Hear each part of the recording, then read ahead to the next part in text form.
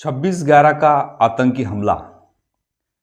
इस तरह का हमला भारत में कभी नहीं हुआ था। तकरीबन 170 लोगों की जान गई थी और जहां तक 300 से ज़्यादा लोग घायल हुए थे और 10 देशों के जो नागरिक थे इससे व्यतीत हुए थे और कई मासूम निरपराध और कई जाबाज हमारे जवानों ने यहाँ पे अपनी शहादत दी थी।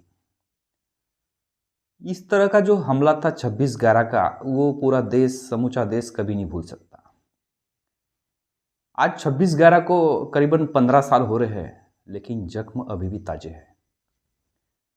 इस आतंकी हमले ने पूरी दुनिया को हिला दिया था। इस हमले की कहानी आप सभी को तो मालूम होगी, लेकिन इस हमले की साजिश किस तरह रची गई थी आप अक्सर कम लोग जानते होंगे। मैं कोशिश करूंगा इस हमले की पूरी साजिश बताने की, तो बने रहिए अंत तक। नमस्कार दोस्तों, मैं हूं सुनील तुर्कर, आपका दोस्त। प्रभात क्राइम की एक नई कहानी में आपका स्वागत करता हूं। दोस्तों, ये जो हाफिज सईद था, भारत का सबसे बड़ा दुश्मन जो अभी भी है, पाकिस्तान में खुलेआम घूम रहा है। ये लोग, पाकिस्तानी लोग, कभी आमने सामने की लड़ाई हमसे जीत नहीं पाए। कम से कम 2 बार में तो भी हमने इनको परास्त दी और कारगिल में भी इनको मुंह की खानी पड़ी। इसीलिए एक कुछ इनकी खुरापाती कुछ माइंड में हमारे देश को दहलाने की साजिश से ये रचते रहते हैं। हाफिज सईद वहाँ एक लश्कर-ए तैयबा नाम का जो आतंकी संगठन है उसका चीफ है और हिंदुस्तान को दहलाने की वो अक्सर कोशिश करते रहता है। और इसी कड़ी में इस बार उसने मुंबई को दहलाने की एक साजिश रची थी और इसके लिए लश्कर-ए-तैयबा का चीफ जो हाफिज सईद था, उसने डेविड कोलमन हेडली, जो अमेरिका से ताल्लुक़ रखता था और वो वहाँ का एक बड़ा आतंकी था और ये लश्कर-ए-तैयबा के लिए काम करता था। लश्कर-ए-तैयबा के लिए ये जो डेविड कोलमन हेडली था, इसको आतंकी हाफिज सईद ने मुंबई में 2006 में भेजा था। पूरी कहानी मैं विस्तार से बता रहा हूँ, आप अंत तक बने रहिए। 2006 में ये जो डेविड कोलमन हेडली था, ये मुंबई आया था अपने पत्नी के साथ बाकायदा टूरिज्म का वीज़ा लेके और मुंबई में इसने जहाँ ताज होटल में ये रुका था। मुंबई की जो बड़ी जो जगह है या जो भी फेमस जगह है, उस सभी जगहों का इसने एक पूरी रेकी की थी। इस डेविड कोलमन हेडली ने मुंबई की सारी जो बड़ी जगह थी, उन सारी जगहों का मुआयना किया था और काफ़ी अच्छी तरह से उसने रेकी की थी। और ये सभी तस्वीरें और ये सभी वीडियो फुटेज इस डेविड कोलमन हेडली ने लश्कर-ए-तैयबा का चीफ जो हाफिज सईद था, उसको पूरी ये खबर जानकारी दी थी।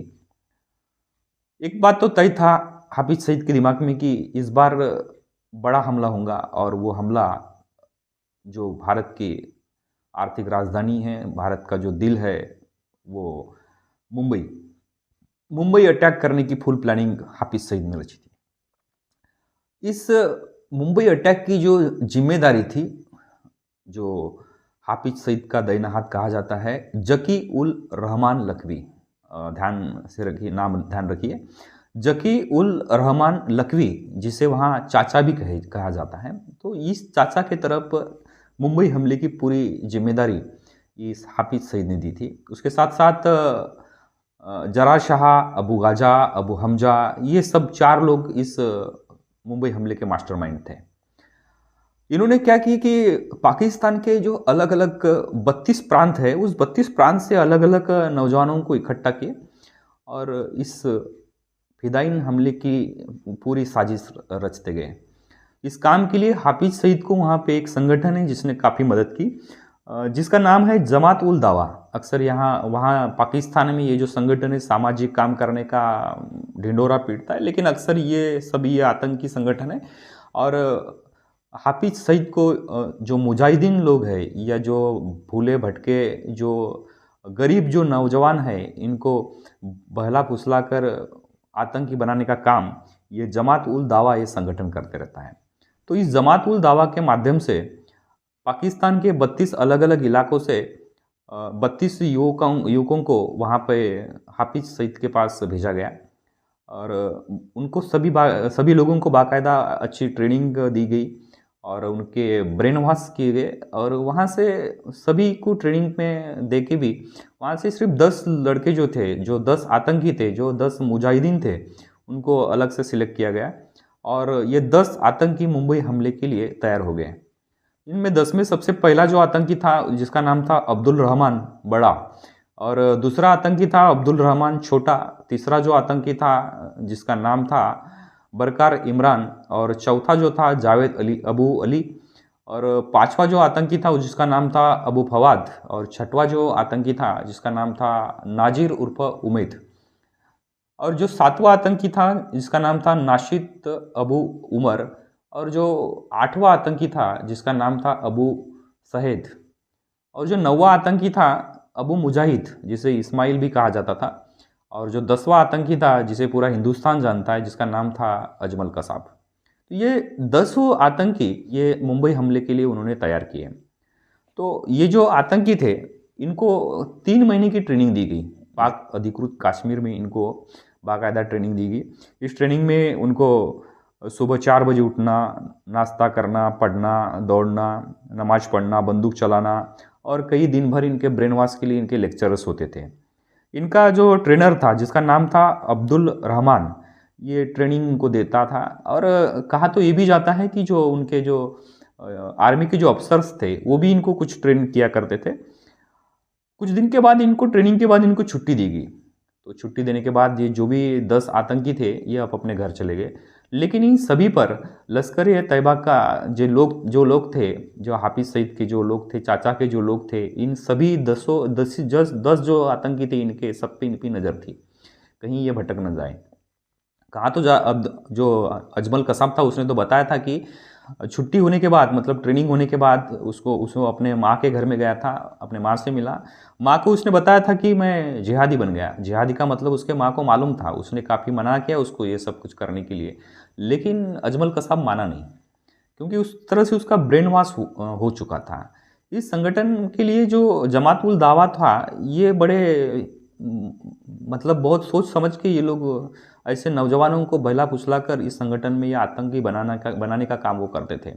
अक्सर ये जो नौजवान थे ये कम पढ़े लिखे थे और गरीबी की हालत होने की वजह से कोई रोज़गार उनके पास उपलब्ध नहीं था। अक्सर तो हम देखते हैं कि पाकिस्तान में सभी लोग बेरोज़गार हैं, लेकिन ये जो नौजवान थे इनमें काफ़ी गरीबी की हालत थी और इनका जो ब्रेन वॉश किया जाता था। अक्सर हम देखते हैं कि वहाँ के जो लोग हैं अक्सर मतलब कम पढ़े लिखे हैं और ज़्यादातर किसी के बहकावे में ज़्यादातर जल्दी आ जाते हैं।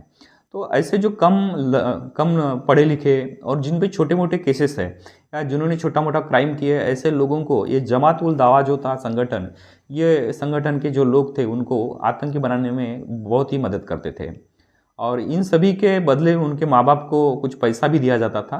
हाफिज सईद या उनके जो संगठन के जो आका थे वो लोग क्या करते थे कि इनके जो लड़के यहाँ पे आतंकी बनने या फिर जिहादी जो बनने आए हैं उनके माँ बाप को वो लोग पैसा वैसा देते थे। इसलिए जो भटके नौजवान थे ये जिहादी बनने के लिए अक्सर तैयार हो जाते थे।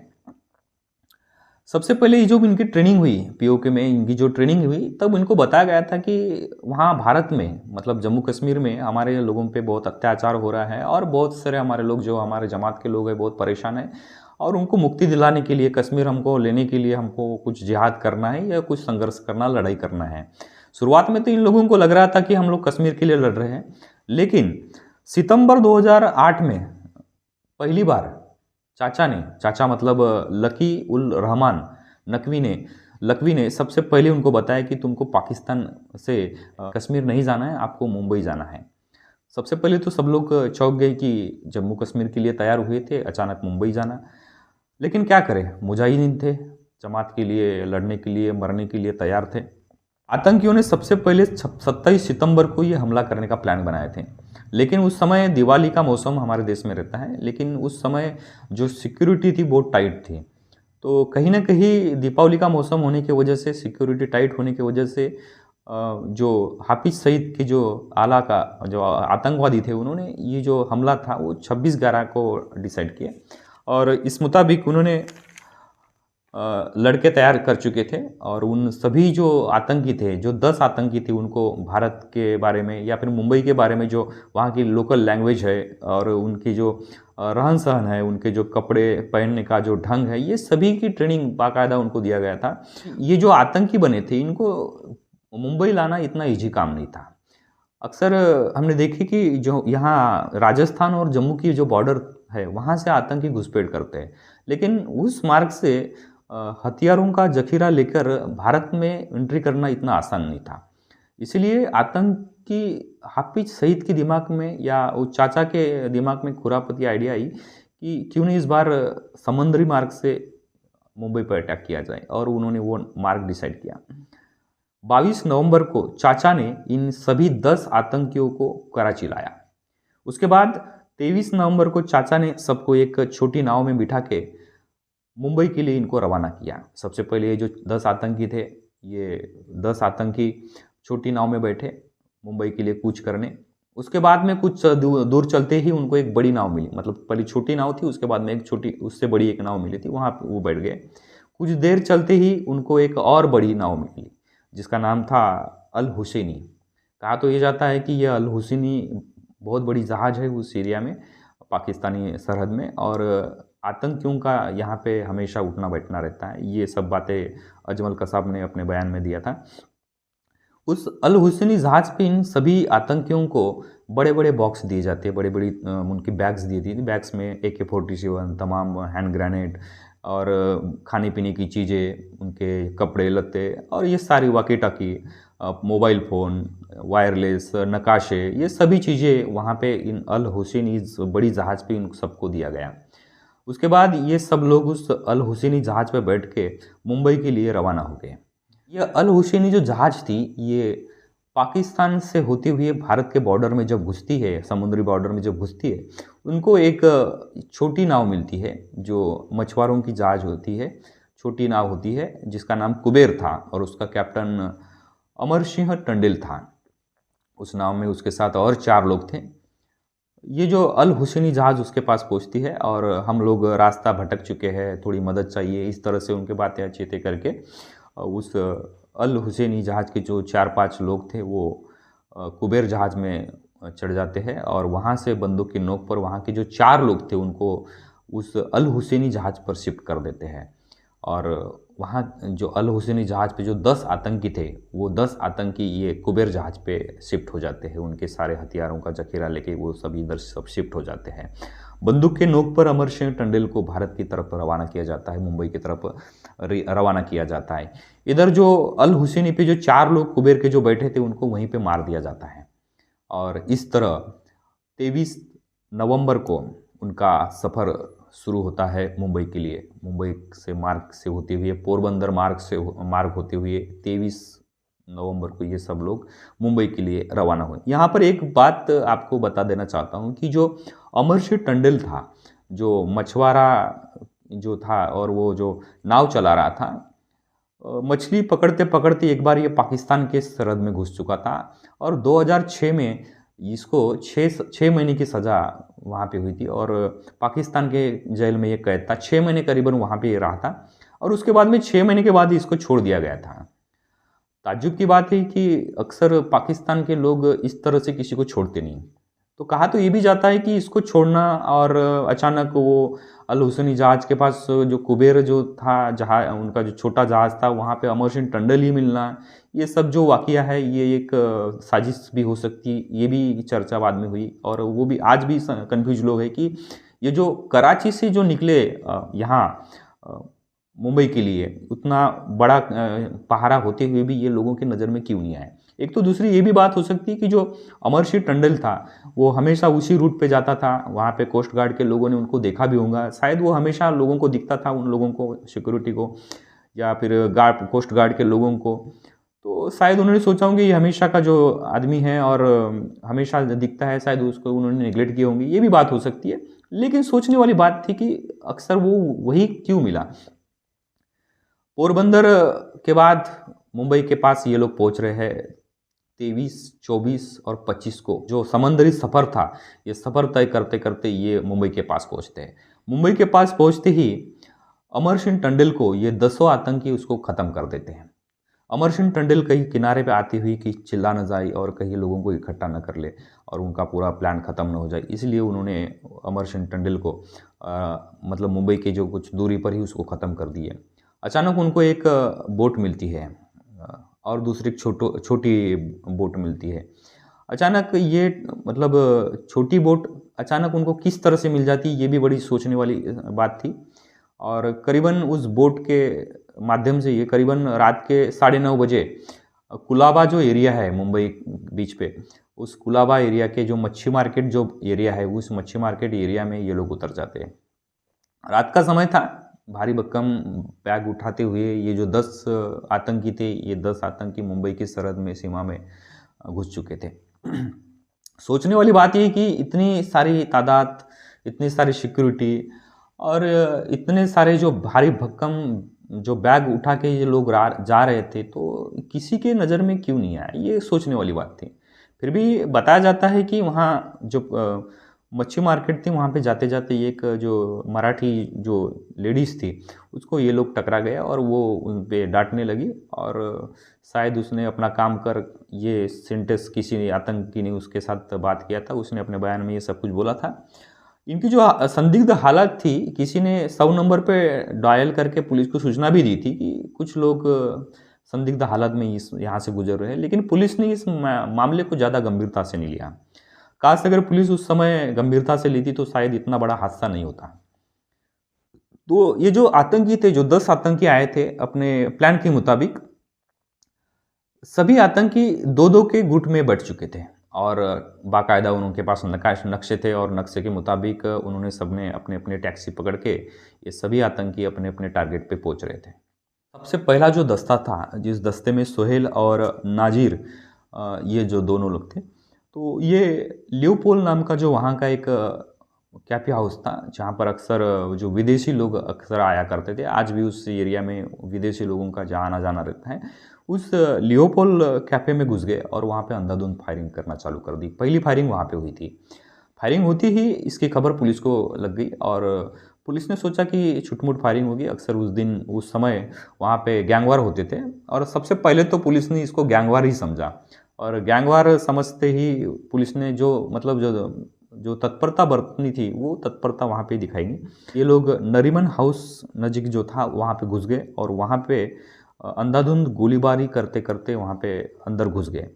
दूसरा जो दस्ता था, छत्रपति शिवाजी टर्मिनल, जो हम लोग उसे वीटी स्टेशन कहते हैं, वहाँ पे दूसरा जो 2 लोगों का दस्ता था और उसमें इस्माइल और जो इस्माइल और कसाब था, ये दोनों लोग वहाँ पे पहुँचे थे छत्रपति शिवाजी टर्मिनल एरिया में। वहाँ पे वॉशरूम गए और वहाँ पे अपनी गन लोड की और निकलते ही उन्होंने अंधाधुंध गोलीबारी कर दी। हालांकि समय रात का था, करीबन 10 बजे के आसपास का समय था, इसलिए भीड़ फिलहाल कम थी। फिर भी लोगों का आना जाना और कुछ तो भी लोग वहाँ पे थे। करीबन वहाँ पे अंधाधुंध गोलीबारी में 58 लोगों की मौत हो गई। वहाँ पे रेलवे कर्मचारी थे और कुछ गार्ड भी थे, लेकिन AK-47 का वो लोग मुकाबला नहीं कर सके। अंधाधुंध गोलीबारी की खबर जब पुलिस को लगी, तब पुलिस थोड़ी सख्ती में आ गई। नरीमन हाउस, लियोपोर्ट कैफ़े, इस एरिया में जो गोलीबारी हुई थी, उसके साथ साथ ये वीटी स्टेशन में भी गोलीबारी हो रही, ये खबर जान के थोड़ी पुलिस सख्ती में आ गई। पुलिस भी वहाँ पे पहुँचने की कोशिश कर रही थी, लेकिन गोलीबारी नहीं रुक रही थी। वहाँ से बाहर निकलते ही अजमल कसाब एक नज़दीक स्टेशन के पास में जो एक पुलिस स्टेशन था, वहाँ उस तरफ बढ़े, लेकिन वहाँ के जो पुलिस स्टेशन के जो कर्मचारी थे, उन्होंने तुरंत वहाँ की लाइट ऑफ कर दी और इसके वजह से वो लोग वहाँ पे पुलिस स्टेशन में नहीं पहुँच पाए। और इस तरह से मुंबई पुलिस अभी ये गैंगवार की खबर से अभी उनकी नज़र हट गई और उनके लगा कि कुछ तो भी गैंगवार से अलग कुछ तो भी हो रहा है। पुलिस समझ नहीं पा रही थी कि आखिर क्या हुआ। इस बीच मरीन ड्राइव के पास ओबेरॉय होटल में जो दूसरे जो आतंकियों का जो दस्ता था, वो भी वहाँ पे घुस चुका था। ओबेरॉय होटल में 2 आतंकी घुस चुके थे, वहाँ पे भी अंधाधुंध गोलीबारी हो रही थी। इधर फिर से ताज से खबर आई कि वहाँ पे 4 आतंकी घुस चुके हैं और वहाँ पे भी अंधाधुंध गोलीबारी चालू है। इधर कसाब और इस्माइल जो थे, वो गामा हॉस्पिटल जो था, वहाँ पे घुस गए और वहाँ के जो गामा हॉस्पिटल जो थे, वहाँ के जो कर्मचारी थे, वहाँ पे जो नर्स थे, उन्होंने बहुत अच्छी सूझबूझ दिखाई और पूरे हॉस्पिटल के लाइट्स पूरी बंद कर दी। हालांकि लाइट बंद होने की वजह से जो कसाब था और जो दूसरा जो आतंकी इस्माइल था, उसको कुछ समझ नहीं पाया। हालांकि उनके जो टारगेट में हॉस्पिटल नहीं था, वो अपने टारगेट से भटक चुके थे। उनको सिर्फ मरने के लिए आए थे, फिदायीन लोग थे, उनको कितने ही लोगों को मारना था। इसलिए अंधाधुंध गोलियां चलाते चलाते रास्ते में चल रहे थे। उनको सामने एक जिप्सी दिखी। जिप्सी सामने दिखते ही उन्होंने जिप्सी पर भी अंधाधुंध गोलीबारी की। इस गोलीबारी में हमारे जाबाज अफसर पे शहीद हो गए। सीनियर इंस्पेक्टर विजय सालस्कर, एटीएस चीफ हेमंत करकरे, कामत साहब और भी एक दो जो सीनियर अफसर थे वहाँ पे वो शहीद हो गए। पुलिस की जिप्सी लेके ये दोनों आतंकी फिर मुंबई के सड़कों पे दौड़ने लगे। दौड़ते दौड़ते अंधाधुंध जिप्सी से गोलियां चलाने बैठे। उधर से पुलिस भी अलर्ट हो चुकी थी। इस बार पुलिस भी बाहर से उनकी तरफ फायरिंग कर रहे थे। इस फायरिंग के बीच जो जिप्सी थी उसका टायर पंचर हो गया। पंचर गाड़ी सामने चलाना मुश्किल था। अजमल कसाब और इस्माइल ने वहाँ पे एक जो स्कोडा गाड़ी उनको मिली और उसको वहाँ पे उन्होंने स्कोडा गाड़ी में जो लोग बैठे थे उनको बाहर निकाला। हालांकि उनको मारा नहीं और उनको बाहर निकाल के वो स्कोडा गाड़ी लेके वो फिर स्कोडा गाड़ी से वो लोग घूमने बैठे और अंधाधुंध गोलियां चालू हो गई, गोलीबारी चालू हो गई। वहाँ के सीनियर इंस्पेक्टर संजय गोविलकर ने एक बहुत अच्छा काम किया। संजय गोविलकर को उनको रोकने की जिम्मेदारी मिली। गिरगांव चौपाटी के पास सीनियर इंस्पेक्टर संजय गोविलकर ने वहाँ पे नाकाबंदी की और वहाँ पे सीनियर इंस्पेक्टर गोविलकर के मार्गदर्शन में उनके टीम ने वहाँ पे अजमल कसाब और इस्माइल को वहाँ पे रोका। तुकाराम ओमड़े नाम के जो एएसआई थे उनकी वहाँ पे इस घटना में शहादत हो गई और संजय गोविलकर जो वहाँ के जो सीनियर इंस्पेक्टर थे वो भी इस हमले में घायल हो गए। हालांकि जो अजमल कसाब था इसको जिंदा पकड़ लिया गया और जो इस्माइल था वहाँ पे वो मारा गया। पहली बार कोई जिहादी आतंकी पहली बार जिंदा पकड़ा गया था। ये मुंबई पुलिस की बड़ी कामयाबी थी। पहली बार महाराष्ट्र सरकार नींद से जागी और पहली बार उनको एहसास हुआ कि ये आतंकी हमला है। दिल्ली को कॉल लगाया जाता है क्योंकि मुंबई में मरीन कमांडो या मुंबई पुलिस आतंकियों के AK-47 का मुकाबला नहीं कर पाते थे। उनके लिए स्पेशल दस्ता होना जरूरी था। लेकिन उस समय मुंबई में ऐसी कोई सुविधा नहीं थी कि जो आतंकियों का मुकाबला कर सके। NSG कमांडो का होना जरूरी था, लेकिन NSG कमांडो मुंबई में नहीं था। दिल्ली में मनेसर नाम का एरिया है जो दिल्ली से सटे कुछ दूरी पर है। मनेसर कैंप है NSG कमांडो का। वहाँ के जो NSG कमांडो के जो चीफ थे JK दत्त, उनको कॉल किया गया और तुरंत मदद मांगी गई।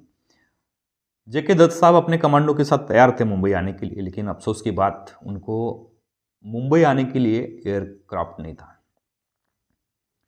कमांडो तैयार थे लेकिन एयरक्राफ्ट न होने की वजह से 2 या 3 घंटे वहीं पे उनके गुजर गए। मजबूर थे, वहाँ से मुंबई की दूरी काफ़ी थी और दूसरा कोई साधन नहीं था। लोकल पुलिस इधर तैयार नहीं थी, वहाँ पे अटैक नहीं कर पाती थी, उनका मुकाबला नहीं कर पाती थी।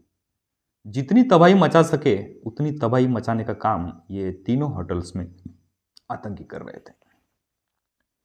सबसे बड़ी दुर्भाग्य की बात यह है कि हमारे जो मीडिया कर्मी थे ये सभी वाकया लाइव दिखा रहे थे और वहाँ आतंकियों के आका ये सभी हमारे चैनल्स वहाँ पे देखते थे और यहाँ क्या हो रहा है इसकी लाइव खबरें और लाइव बातचीत वो आतंकियों से करते थे। हमारे जो मीडिया कर्मी थे वो लाइव दिखा रहे थे कि अभी NSG कमांडो का आने के लिए बहुत देरी हो रही है, कोई वहाँ पे घुस नहीं पा रहा है, इतने लोग मरे हुए, इतने लोग फंसे हुए, ये सभी जानकारियाँ हमारे मीडिया कर्मी लाइव टीवी पे दे रहे थे। ये सबसे बड़ी भूल थी और इसी का फ़ायदा आतंकियों ने लिया था। पाकिस्तान में जो बैठे थे उनके आका जो इस पूरे ऑपरेशन को जो कमांड कर रहे थे वो पूरे लोग हमारे मीडिया के माध्यम से वही जानकारी उन आतंकियों को वहाँ पे दे रहे थे। किसको मारना है, किस तरह से मारना है, ये सभी बातें मुंबई पुलिस भी रिकॉर्ड कर रही थी। लेकिन अफसोस कि आपसी तालमेल न होने की वजह से सब कुछ पता होने के बावजूद भी हम लोग कुछ नहीं कर पा रहे थे। NSG कमांडो कैसे वैसे मुंबई पहुंच गए लेकिन अफ़सोस की बात ये थी कि मुंबई के पहुँचने के बाद भी एनएसजी कमांडों को वो जो होटल थे, होटल ताज बड़ा होटल था, बाकी के जो होटल थे छोटे थे, लेकिन ये जो ताज होटल था इनकी कुछ लोकेशन पता नहीं था। आखिर वो जो वहाँ का स्टाफ था उनकी मदद से एनएसजी कमांडो वहाँ पे घुस गए और ऑपरेशन शुरू हो गया। ओबेरा होटल और नरीमन हाउस में 48 घंटे के बाद 28 नवंबर को ये ऑपरेशन ख़त्म हुआ और नरीमन हाउस और ओबेरा होटल को 48 आवर्स के बाद फ्री कराया गया। वहाँ के जो 4 आतंकी थे, दोनों होटल में 2-2 जो आतंकी थे, दोनों को एनएसजी कमांडो ने मार गिराया।